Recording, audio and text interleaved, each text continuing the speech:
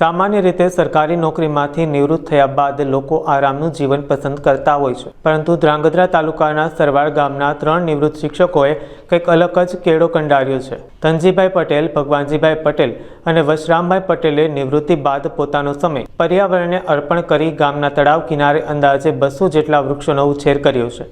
આજે આ વૃક્ષો ઘટાદાર બની ચૂક્યા છે, જ્યાં ગ્રામ પંચાયતના સહયોગથી સિમેન્ટના ઓટલા અને બ્લોક નાખવામાં આવતા નિવૃત્ત વડીલો અને વટેમાર્ગીઓ માટે સ્થળ આશીર્વાદરૂપ સાબિત થયું છે। આ નિવૃત્ત શિક્ષકોની મહેનતથી પ્રેરાઈને ગામના યુવાનો પણ હવે પર્યાવરણ બચાવવા આગળ આવ્યા છે। મારું નામ ભગવાનભાઈ દયાભાઈ પટેલ, ગામ સરવાલ। હું નિવૃત્ત શિક્ષક છું। અહીં અમે નિવૃત્ત લોકોએ તળાવની પાર ઉપર 200 વૃક્ષો વાવ્યા છે અને આજે સરસ મજાનો છાંયડો આપે છે। તો તમે સૌ સંદેશો સાંભળો કે આવું કંઈક આપણે સમાજને ઉપયોગી થાય એવા વૃક્ષો વાવીએ અને સમાજને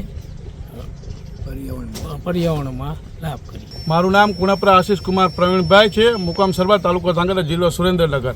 આ મારા દાદા ધનજી દાદા અને ભગવાનભાઈ મોડિયા બંને નિવૃત્ત શિક્ષક છે।